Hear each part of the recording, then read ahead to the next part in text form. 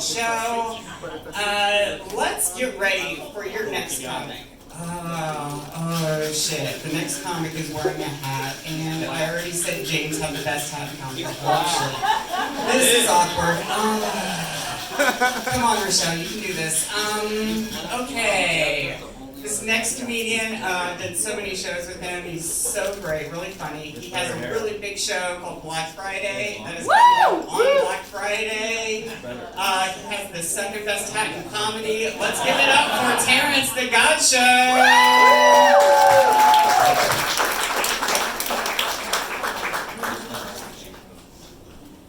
How y'all doing? How y'all doing? There's a lot of microphones. I don't know what I'm doing, man.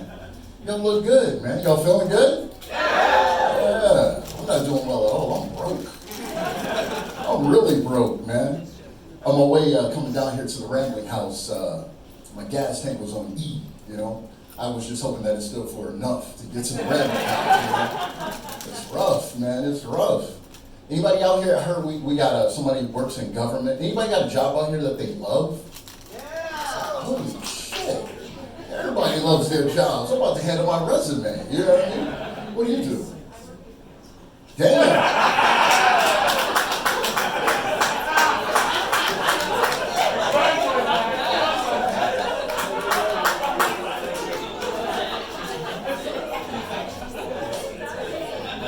That's not what I was expecting. You know, I thought she was going to say I work with kids or something.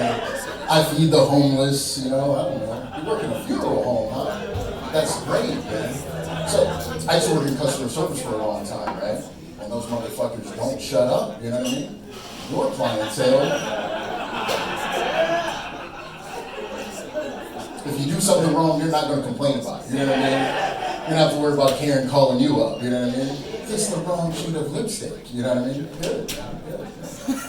But it's crazy, man. Everybody in this room has a job that they like, apparently, except for 2 people in the back, man. That's crazy. You know, that's wild, man. But yeah, like, you know, the reason why, you know, I work these shitty jobs, man, is that we all do is, not just the 2 of us, that work these shitty jobs, you know, like, it's because obviously we have bills, you know what I mean? And it's crazy, like, most of the time we work these bad jobs, it's like, they not only do they treat you poorly, but they also give you a low wage, you know? So it's a lot like dating now, you know what I mean? It's like, you know, I've been dating Ashley for a while, you know, she's really ugly, but at least she cheats on me, you know what I mean? It's real wild, man, it's real wild. But being broke, man, I'm telling y'all, man, I'm out here struggling, man, I'm broke, I'm busted, man. The toughest thing about being broke is dating. It's really tough to date when you're broke, man, you know? But I've been making it happen, you know what I mean? Give a round of applause for me for making it happen. That's right, man, that's right. I'm going on these adventurous dating exploits, man. You know, I see we got the fellas over here. How y'all doing, fellas? All right. It's not a lot of fellas in the room, man. It's like we are not represented, you know, as well. Now, I need some more noise from y'all fellas. We get some woo woo. I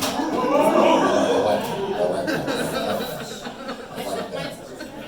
I was repping out the red flag. So fellas, I'm going to talk to you guys just for a quick second, man. I started dating this girl recently, and she's got money, you know what I mean? She's got money. Yeah, green flag, yeah, that's right. She's got money. And it's crazy, because this is the first time I've ever dated a girl who's got actual money. Like, she's got bread, you know? Like, her family has summer home money, you know? Yeah. You know what I'm saying? Yeah, green flag. You know, we're talking about, you guys have heard the term generational wealth, right? Yeah. I'm relatively poor, you know what I mean? My whole family's broke, man, you know? My family tree is a Dollar Tree, you know what I'm saying? It's rough, man. But I bet you guys want to know, but tell you fellas how I was able to land a girl who's got big money, you know? It's very simple, fellas. Listen. Trick. See? Red flag, yeah. But, trick her mindset, you know? Okay.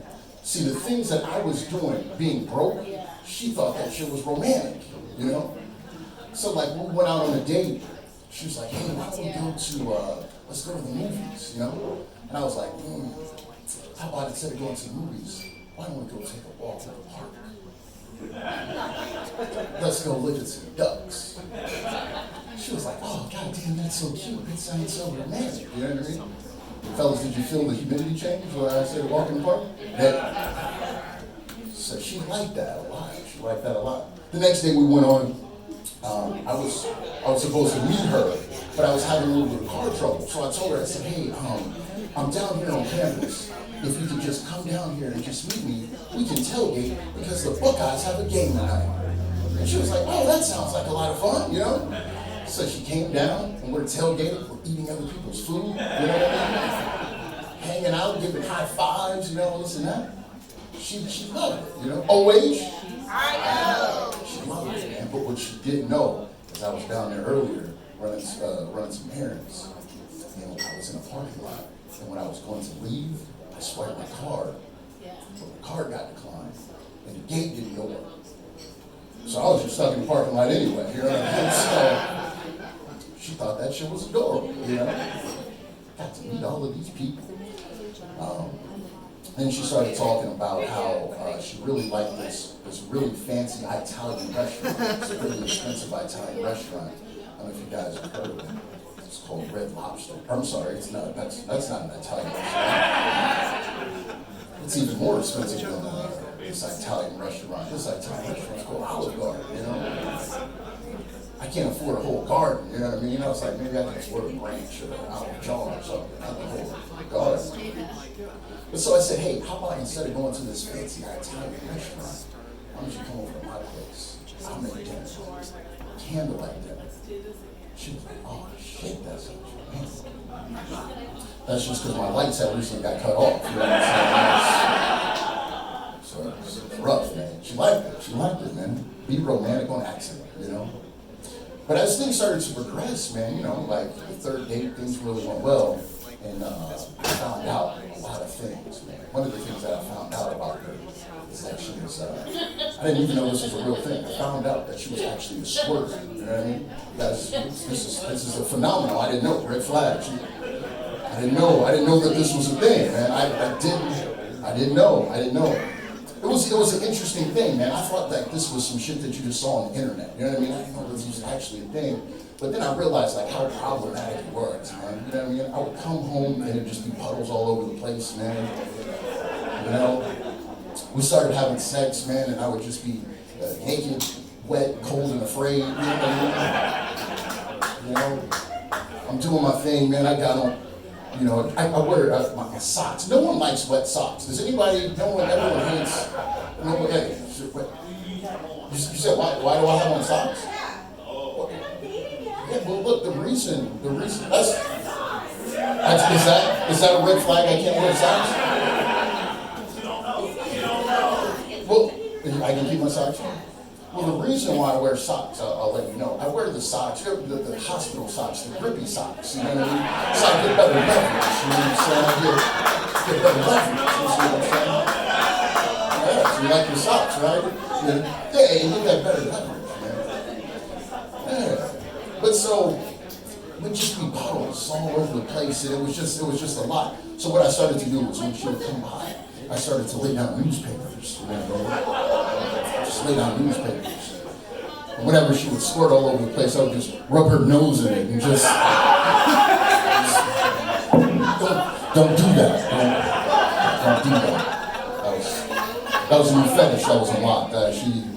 She liked that a lot. Man. Didn't expect it, man. But it was crazy, man. You know, these relationships are wild, man. Because of this, you know, we had a little slip up. I don't think I mentioned. She actually worked third shift. Has anyone here ever worked third shift? Yeah. You work with dead people. You can just come in whenever you want. You know? No one knows if you're late because everyone there is already late. You know what I mean? But dating somebody who works third shift, it's weird because your days are upside down. You gotta figure out the activities are all different. And so we actually had a little slip up, right? And I had to go buy the evening after pill, you know. It was very difficult to find. I didn't actually find it. So I have a kid on the way. You know? I mean, it's real rough, man. It's real rough. because I'm the man that I am, I decided, I said, hey, I want to do the right thing. I want to meet your father. Now you got a kid on the way. I want to meet your family. And she said, all right, that's cool, that's cool. So we're shooting up to Cleveland. And on the way up to Cleveland, she says, I just want you to know that my father is a little racist. A little racist, you know. And I didn't know exactly what that meant, you know, a little racist. But come to find out, she said, he tried out for the Klan, but he didn't make it. Now, I didn't know, yeah, that's a green flag. This guy says green flag. But I didn't know that the Klan had tryouts, you know what I'm saying? Like, do you wear like a white sheet and run the 40-yard dash or something? You know what I mean? Is there an obstacle course where you gotta like the lowercase t's or something? I don't really know that there was tryouts for the Klan, man. But so we get up there and we're having dinner. It's a very white dinner, by the way. You guys familiar with white dinner? Yeah, you know about the white dinner. I've learned that they don't even call it dinner. You know, they call it supper. Supper. It was interesting. They even had applesauce as the sides. You know what I mean? Like, that was a really, really white dinner. It's really white dinner. But so I'm talking to her father, and we're having regular conversations, talking about, you know, sports teams. He's talking about, you know, just his life and all of this. And so I tell him, I said, hey, the reason why I'm here is because I got your daughter pregnant. And then all of a sudden, he just got mad. Everything flipped up, the face got all red, got all hot. He said, fuck this. I don't want just ginger blood in my family. Fuck you gingers. I don't want these ginger grandkids. And then I realized why he didn't actually make the Klan. This guy had a reading disability. This poor man had dyslexia, you know? Now, I know some of you guys went to public schools, and I see you still moving those letters around. For another 2 or 3 seconds. But it was wild, man. I understood. Basically, the Klan didn't want him because they didn't want him to write the KKK down with the middle K backwards, like the Toys R Us hard R. That is my time. I'm the guy for people over the host the show.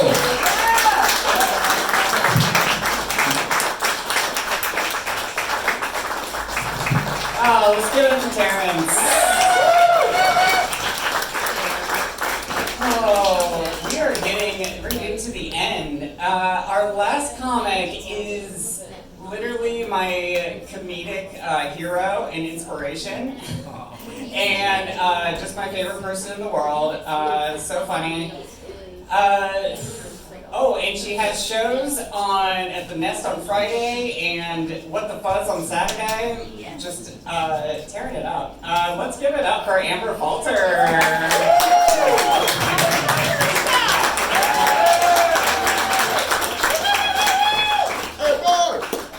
Hi! Hello! Are you guys having fun? This is nice. It's Tuesday? Is it Tuesday? Okay, sick. Cool. Hi, what's up? I'm Amber. I'm on Love is for Show. That's cool. I went to Chicago all week.